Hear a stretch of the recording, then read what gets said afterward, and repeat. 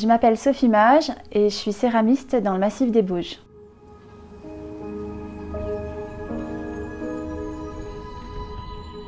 Je suis arrivée ici en Savoie il y a 20 ans. Avant, j'étais dans le théâtre, comédienne, dans une compagnie en région parisienne.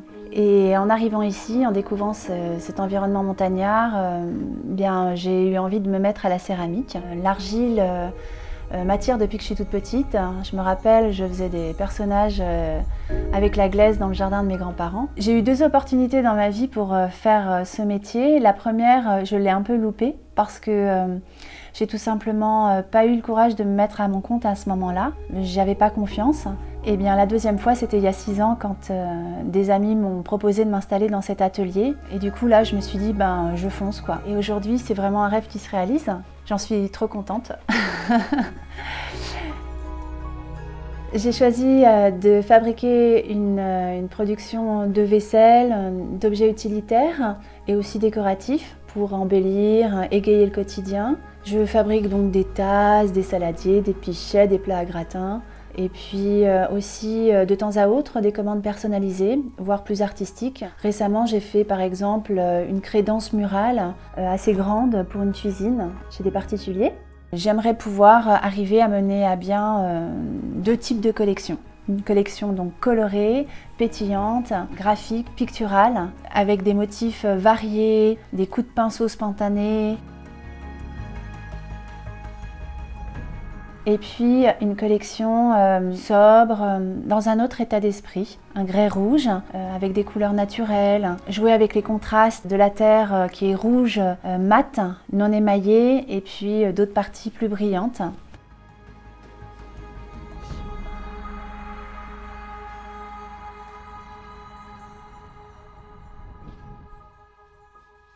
Ce que j'aime le plus, c'est tourner. Partir d'une boule de terre et puis se dire que juste avec de l'eau, vos mains, la force de l'inertie, on va transformer cette matière et en faire un objet usuel, voire artistique. C'est un vrai dialogue avec la matière et qui n'est pas acquis, chaque jour qui est différent. En ça, c'est vraiment passionnant.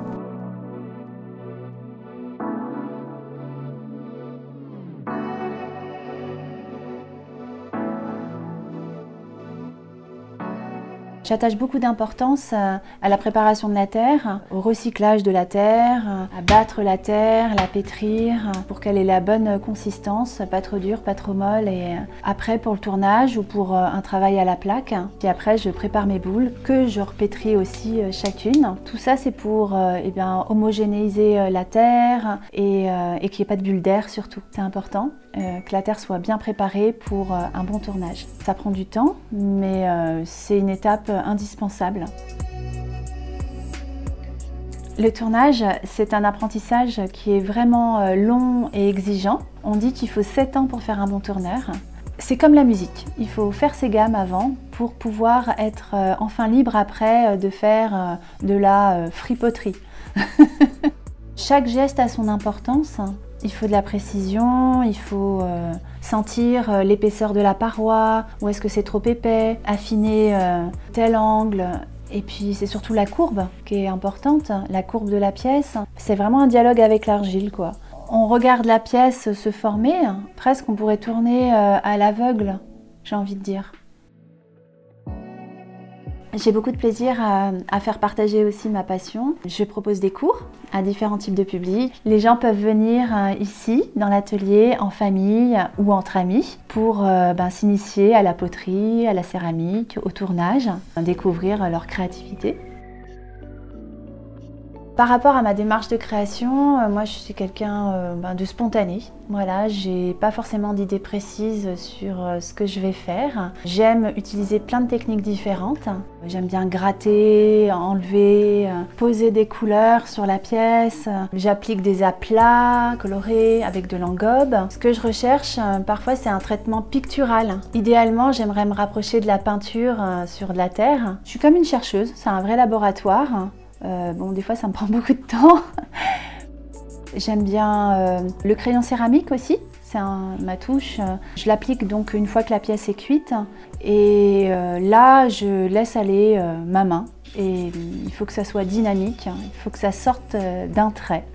J'aime bien utiliser des tampons, des transferts que je trouve à droite à gauche. J'adore tout ce qui est motif textile, donc ça m'inspire ça aussi. J'aime mon métier parce qu'il est gratifiant. Je fabrique des objets qui font sens pour les autres et dans lesquels je distille des petits bouts de moi. C'est un métier exaltant parce que c'est toujours une surprise lorsque j'ouvre mon four après une cuisson d'émail et que je découvre les pièces et qu'elles correspondent à ce que j'avais envisagé.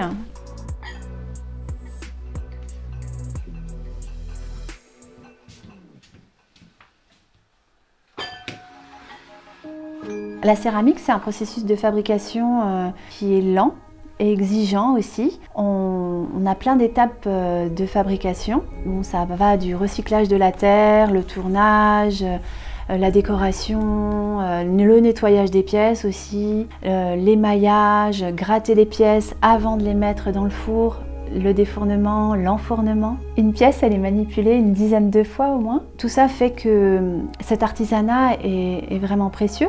Une pièce d'artisanat, de céramique va embellir le quotidien et vu le temps qu'on y passe, c'est un objet précieux, oui. La céramique, c'est une activité professionnelle passionnante parce que je sais que je n'aurai pas assez d'une vie pour expérimenter tout ce que je veux. Voilà.